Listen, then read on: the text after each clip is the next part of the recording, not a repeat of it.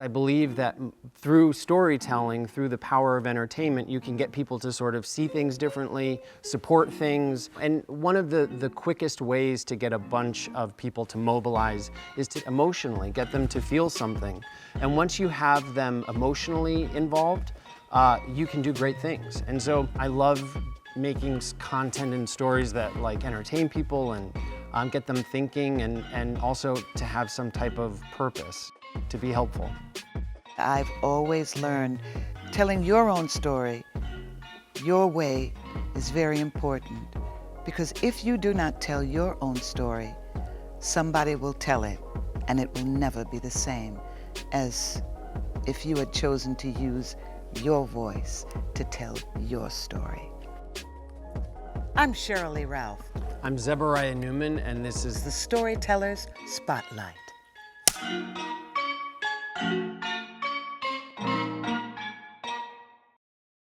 My name is Masanya Traylor. My name is Sierra CC Colvin. I am a woman living with HIV. I've been living with HIV for 10 years. Once I'm making $1,000 a month to pay for $700 in rent, and I still have daycare to pay for, and toiletries to buy, and electricity, and water, and gas, and trash, what money is there left over? I still have to buy extra food and things. So I would start keeping extra medications. I would skip doses so I can have more medicine to the side.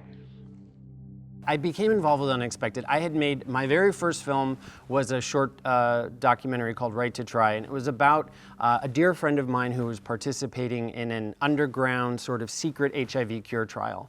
I'd never made a film before. I mainly worked in television as a producer. I had sold a few reality shows and spent a lot of time working with like real people on reality shows, and it gave me this hunger to want to tell like a real person's story.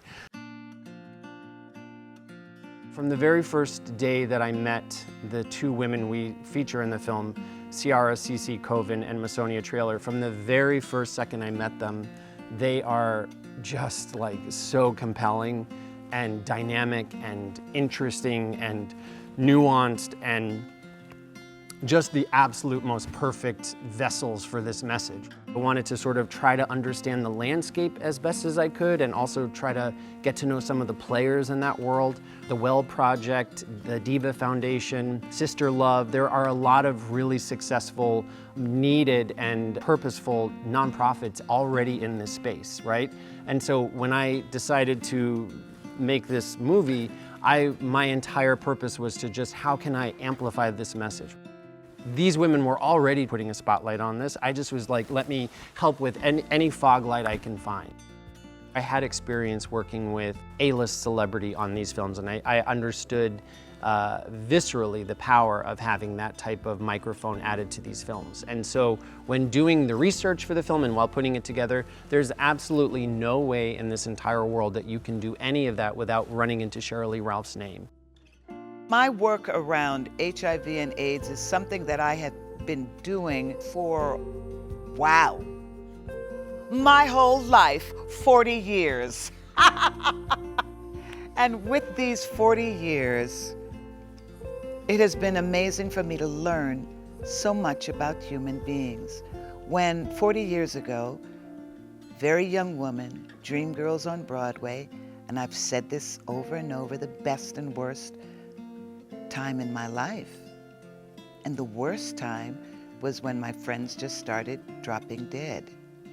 And at that time, it was men, one man after the other. But through my vision, there were always women too. But somehow, the female story was not being told at all.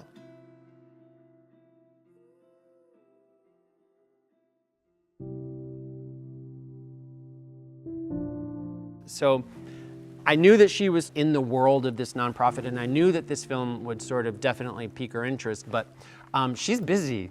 And so I went to some creative coalition awards. It was so hot that day. It was under a tent. I was wearing some like wool blazer, melting, literally melting. Like pit stains, just literally sweat dripping off my head. And I made my way over to Sheryl and I introduced myself, and she was very busy. She was accepting an honor. Then a few weeks later, Sheryl wins the Emmy, and I'm like, there's no way she's ever gonna get that film. Turns out, like a week after she won the Emmy, Nevin calls me, totally randomly, and he said they had seen a rough cut. Sheryl wants to be on board. She wants to do anything she can to help amplify this message. What do you need from her? And I was like, shocked. I mean, it to this day was one of those moments that I kind of felt like things might be okay, right? Like in the world, because this woman, this like A-list superstar who just won an Emmy and is getting an avalanche of offers and being pulled in a million different directions, took the time to watch this rough cut, and her team is calling me to say that she wants to get involved. I was like out of my mind. I was so excited. And then, you know, she came on board as a producer. Oh my goodness, meeting Zeb, I knew Zeb, but in a different capacity. So seeing Zeb in this capacity, telling this story, a human story that needed to be told, and being someone who was not like the subject matter. He was not a black female.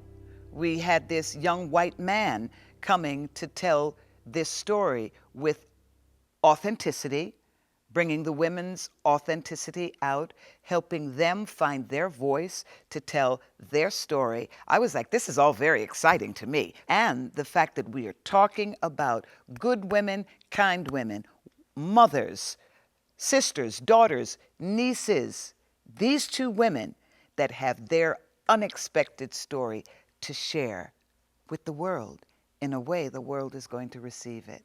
I love it. Unexpected is a play on this idea that you find out you're HIV positive when you're expecting. You know, as a young mom, maybe a first-time child, maybe second or third child, to find out that you're HIV positive when you're pregnant is a very unexpected circumstance to find yourself in. It's the fact that life can come at you in different ways and different times. And sometimes it is the unexpected that comes to you that will give you the most growth. That in offering you the great challenge, it is for you to decide, can I rise to the challenge of this unexpected moment in my life? Can I live my life as the human being I've always thought myself to be? Or maybe I'm going to be better after all of this, all that has been unexpected. It's essentially a film about the power of a shared connection. There's a line in the film, a woman, Dazon, says, "She who feels it knows it." And I just believe that somebody who's been in a painful, dark, hopeless place can really only find their way out through someone who's also been in that place.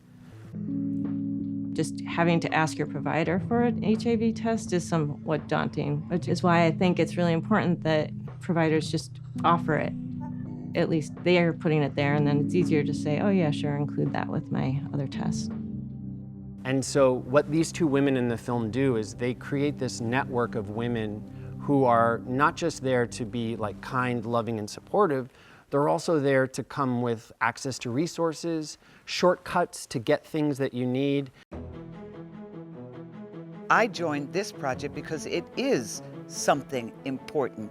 It is important to tell people's stories, especially stories that have not been told solely because they were black, solely because they were female, solely because nobody really wanted to talk about HIV because they're afraid about AIDS. Both Cece and Masonia, they could have retreated, you know, they could have totally hid, they could have been weighed down by the shame and the guilt and the fear and been silenced by it. And instead, they use that as a motivator to get out there and to find other people and to help other people. And so that type of like heroism and selfless service is just like, I mean, for a filmmaker, like those are the stories that I want to tell. We have a ton of examples of trauma and poverty and just the intensity of what that is. We have examples of that everywhere. But what we don't have a lot of examples of are like women who don't have very much taking what little they have and sharing it with other people in an effortless, beautiful, stunning way. It might make you think differently about universal health care, because where they are in the country, the fact that they should be entitled to the same access of care that I am. I live in Los Angeles. People who live in New York, people who live in the big cities, they have generally a lot of access to health care. But the second you go out of the city center and into some of these more rural parts, you have care droughts where there might not be a hospital for 100 miles. You have states that have not expanded Medicaid. So you have just a real breakdown of infrastructure for care. And so this idea that sort of floated as like, universal health care could, potentially really help a lot of people, specifically people like Masonia and Cece. We're deathly afraid of a chronic diagnosis, because that means I need to have coverage every day, all the days of my life. And without expanding Medicaid to cover everyone eligible, then we have a state in which people's health care is lagging behind, which means our ability to achieve the end of HIV lags behind. By putting a real face to what's happening in the South with Cece and Masonia, it gives people an opportunity to really weigh out how truly wide and far-reaching this issue of systemic racism is, even just in healthcare. Just in healthcare. And if we're not calling it out, then what are we doing?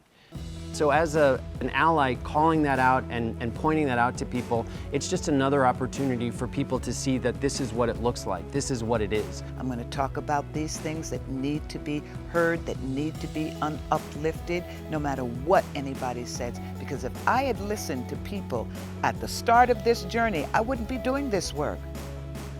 What I want the audience to come away with after seeing this film is knowing a little bit more about something they probably knew nothing about. There's something else that we can all do, and that's normalize getting tested.